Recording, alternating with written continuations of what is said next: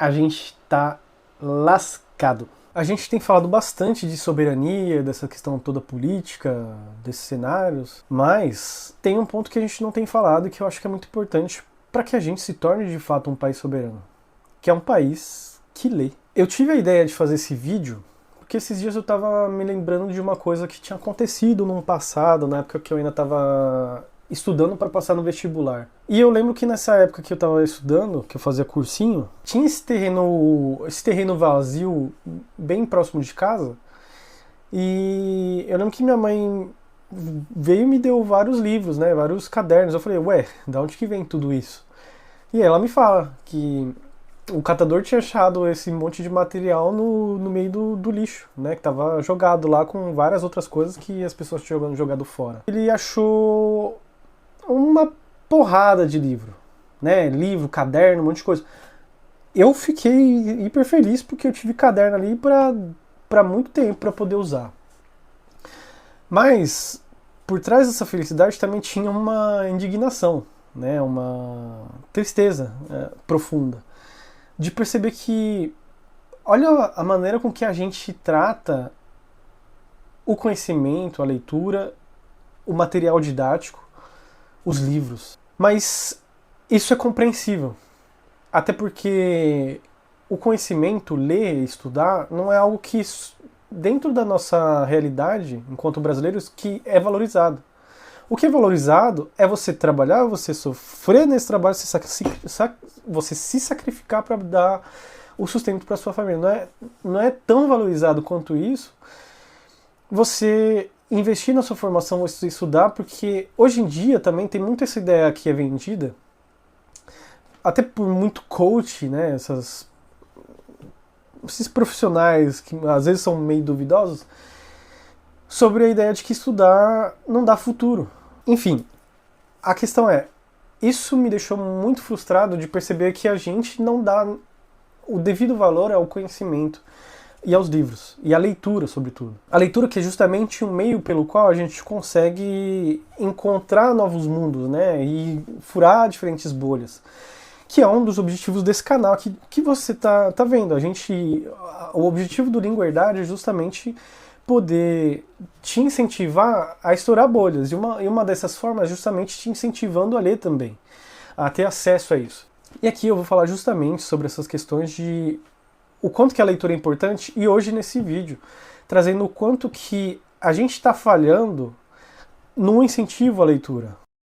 Tem um discurso que roda sempre, que ele é muito fácil de comprar, e é muito fácil de se vender também. Que a gente culpar o Brasil, culpar o brasileiro por não se interessar por alguma coisa.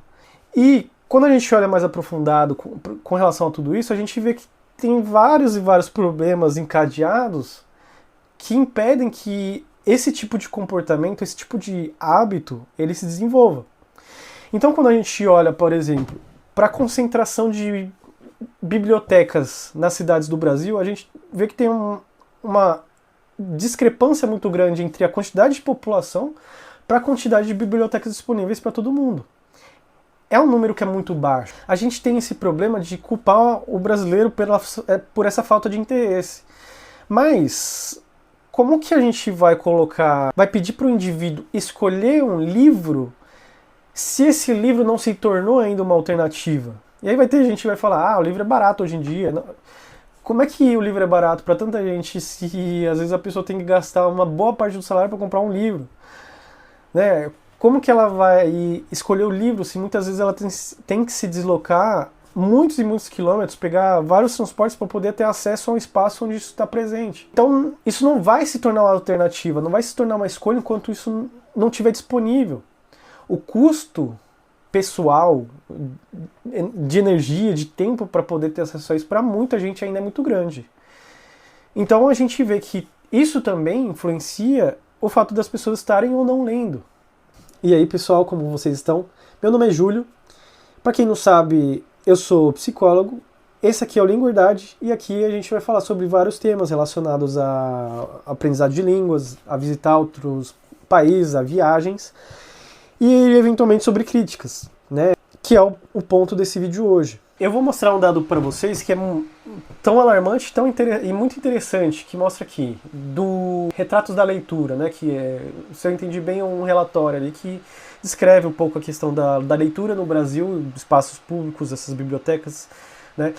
Entre 2015 e 2020, dados do Sistema Nacional de Bibliotecas Públicas, SNBP, apontavam que cerca de 800 bibliotecas públicas, sem contar as escolares e universitárias, haviam sido fechadas no Brasil, passando de 6.057 para 5.293. Então, apesar dessa política, né, nacional de leitura, a gente teve ainda 800 bibliotecas que foram fechadas. Isso é muita coisa para um país de 210 milhões de pessoas. Eu vou trazer dados aqui para vocês que são muito alarmantes e que mostram algo que é realmente assustador no Brasil. A gente vê aqui, por exemplo,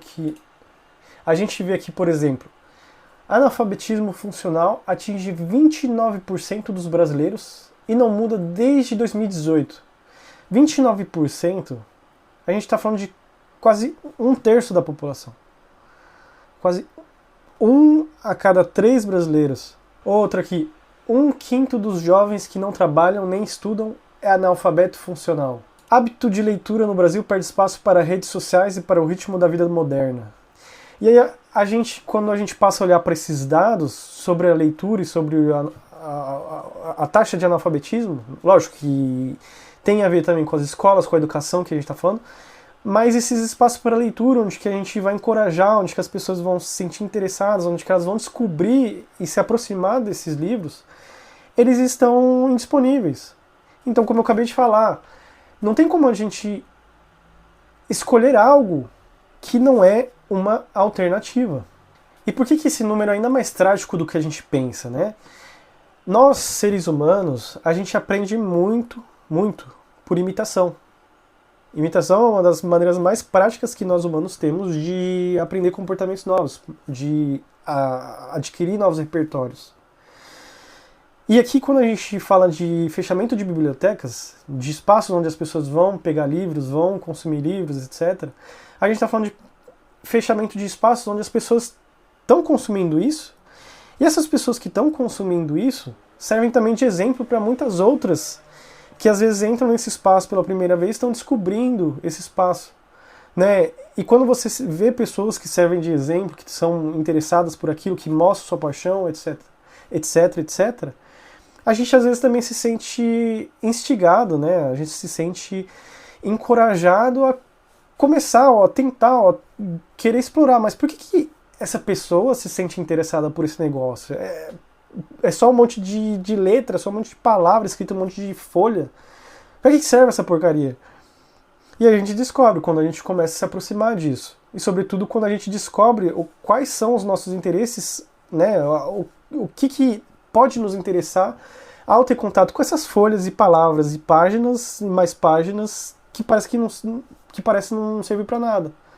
E no fim das contas abre portas pra gente. Tem uma coisa que ele fala nesse livro Retratos da Leitura que é muito interessante, que é muito importante de se levar em consideração. Os dados da pesquisa, né, aqui na página 68, ele vai falando: os dados da pesquisa nos provocam a refletir sobre a percepção que se tem das bibliotecas públicas como lugares voltados aos estudos, 59% das pessoas, ou somente para estudantes, 17%.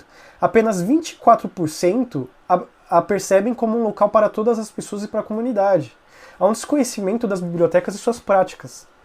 Ou seja, a sociedade, né, as pessoas, elas não têm a percepção nem para que serve uma biblioteca. E não só isso, esse dado aqui revela, né, que a gente não compreende todo o potencial que esses espaços públicos, tais quais as bibliotecas, todo o potencial que isso pode ter de agregar a comunidade, né, de reunir essa comunidade, de ser um espaço de convivência social, de ser um espaço de coworking, de criação de ideias, de troca de ideias para criação de, sei lá, de eventos, de negócios. Esse espaço tem muito mais potencial do que a gente imagina, né? Então a gente precisa também aprender a ver que esse espaço não pode se concentrar somente também para a leitura, mas também para várias outras coisas que estão associadas à leitura, né? Essa discussão, essa troca, palestras, tudo mais. esses espaços podem servir justamente para convivência. E aí quando você vê, trazendo de novo o exemplo das mediatecas na França, você vê que esse espaço ele é algo que acolhe, que ele abraça as pessoas, que ele é confortável, que é como se fosse até uma extensão da nossa casa. Só que a gente precisa tornar esses espaços, a gente precisa transformar esses espaços para que eles acolham as pessoas dessa maneira. Esses espaços, a gente precisa repensar a utilidade desses espaços e como eles são vistos pelas pessoas. Porque essa mudança de visão vai ajudar também a gente a conseguir encorajar essa maior leitura, né, esse acesso a esses conteúdos, a essas mídias, aos livros de maneira geral. Você que está assistindo, eu tenho uma pergunta para você. O que você acha que a gente pode fazer para transformar essa realidade da leitura no Brasil? E não esquece de deixar o seu like e se inscrever no canal se você gostou desse vídeo.